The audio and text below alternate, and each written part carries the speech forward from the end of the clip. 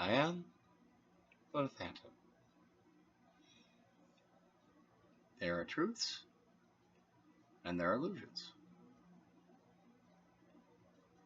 Truths are all of truth.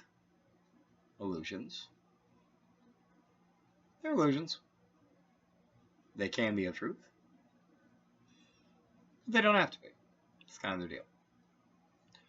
They are not opposed, although many see them that way.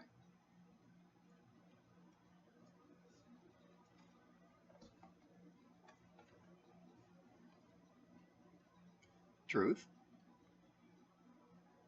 comes in many forms: personal, relative, objective, subjective, but then you get the question of really what is objective, because all of those are varying illusions that veil the truth. Because truth does come in forms that are absolute. Can't really argue with absolute truth, because it's absolute truth. There's that.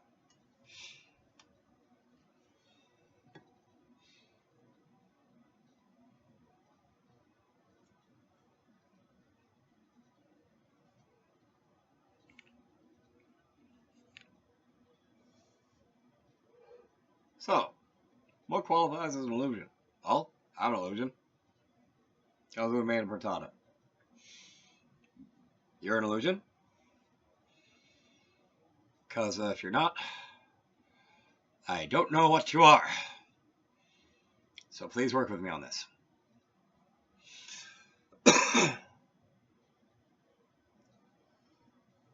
Illusion, illusion, illusion, illusion, illusion, illusion. Air's an illusion. Oxygen illusion. It's a very useful illusion, don't get me wrong. Like, oxygen is one of my favorite illusions. Can't lie. It's very helpful with the breathing thing. Flesh, an illusion. It's a very durable one, though. It's very handy. Very handy for illusions to function properly. What's an illusion that functions properly? I don't know. A Calcanethra, a movie. It's functioning properly when it starts when it's supposed to, ends when it ends, and doesn't skip in the middle. Makes sense so far? I really hope so, because if it doesn't, I don't know how to help you. Why does this matter? Well, maybe it doesn't. Maybe it does. But here's the thing. If you're comfortable with being an illusion, do you feel like you need to fear the truth? I mean, I'm a frittata. I'm an illusion. I don't feel like I need to fear the truth. I have no pranabaya saka. So, where do illusions and truth best intersect? Well, here's the thing about truth. A lot of the times it's ugly. It's not really its fault. The thing is, like, a lot of people don't like seeing unvarnished truth. They just don't. People are very comfortable with having their illusions and just,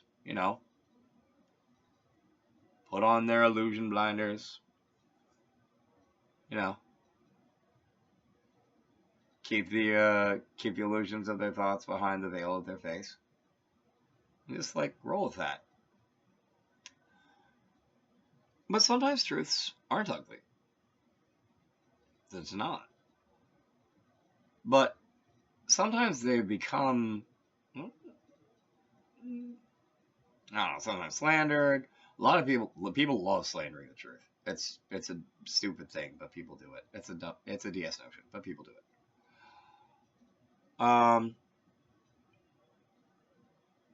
But if you're gonna slander, by the way, don't be dishonest. No dishonest slander, because it's just wrong. I mean, slander is not a good thing in general. Oh, you know what? Here's a good example. What is a beautiful lie?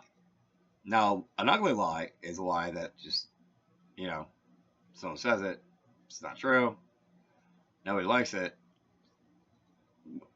Maybe it bears into whether or not people believe it or not, but question is, if it's an ugly lie, it's an ugly lie.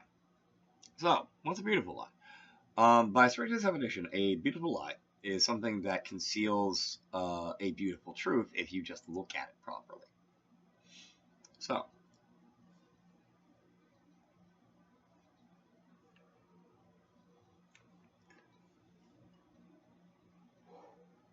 where does this enter into slander? Say someone did something wrong. Like actually wrong. Like really, really wrong. Like they murdered someone. And like, you know it personally. But you know for a fact no one will ever believe you. What do you do then? Just sit on it? Let him get away with murder? That's awful. Now, I'm not endorsing this as necessary as a solution, but this is an example. This is like an illusion of a scenario, so kind of work with me if you don't mind. So you know this. All right. You know this family. Husband dies. You know the widow didn't do it, but everyone thinks it's her. Like everyone. Like everyone. But you know, it was actually the lady he was seeing on the side. And like you're the only one who knows.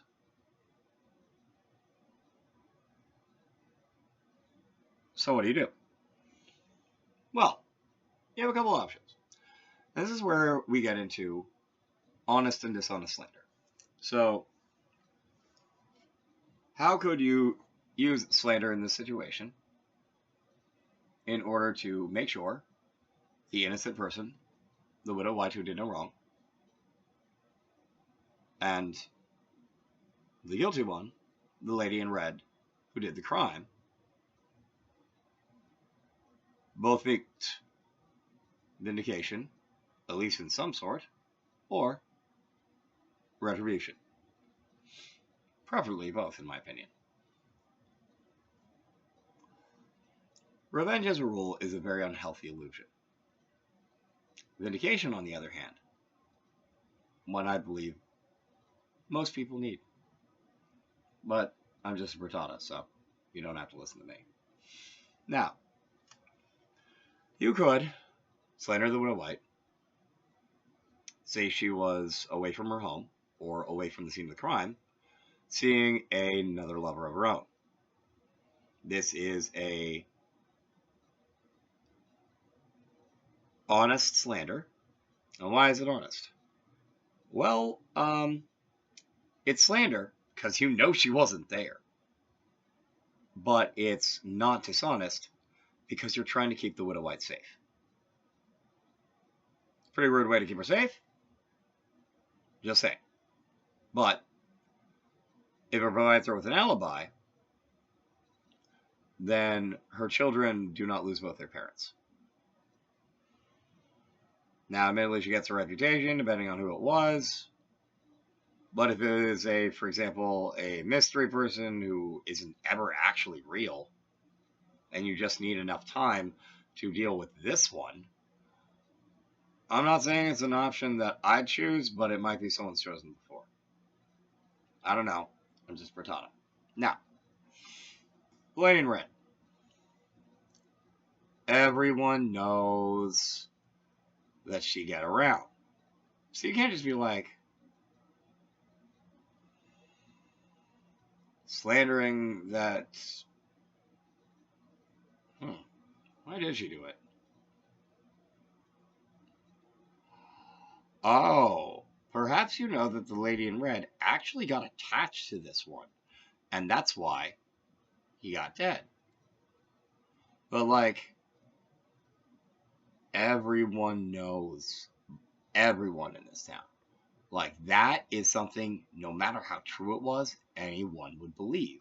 That's unfortunately a situation where, like, the truth, there's a lot of situations where, unfortunately, the truth, much though it should matter, just doesn't, because no one's actually willing to listen to it. It's pretty rude, I personally believe. I feel like people should listen to truth. It's just like, why not? But, like, if you don't want to if you don't want to deal with the consequence of the truth, like that's,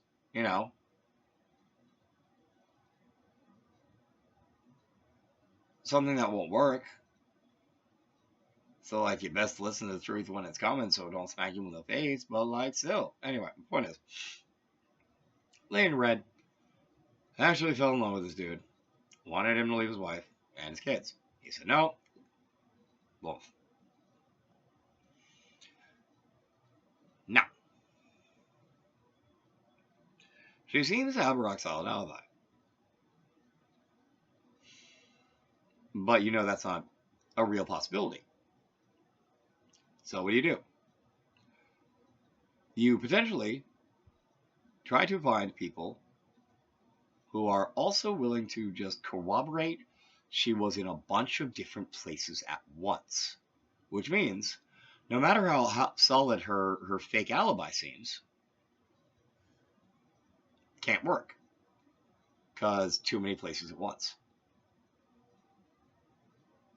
Now, also, dishonest slander. It's slander. She wasn't in all those places. She just wasn't. But not dishonest.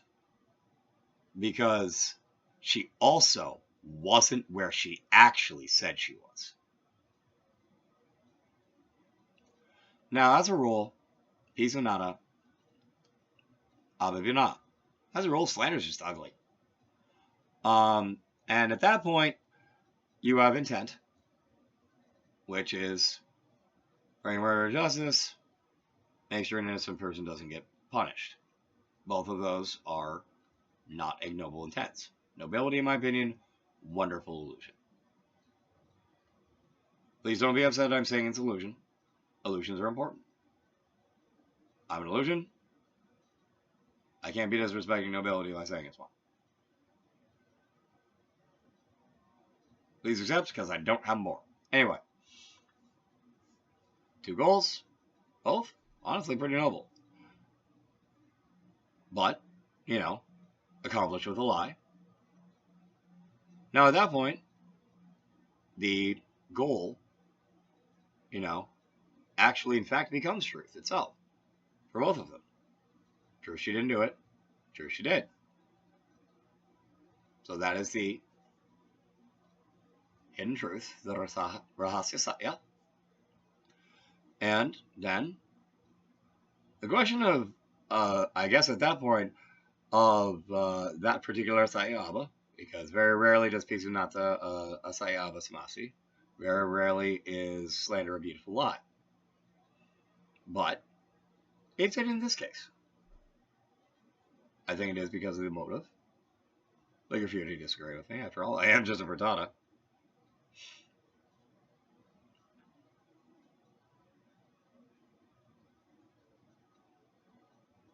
I think after that point, it just becomes, did you do both?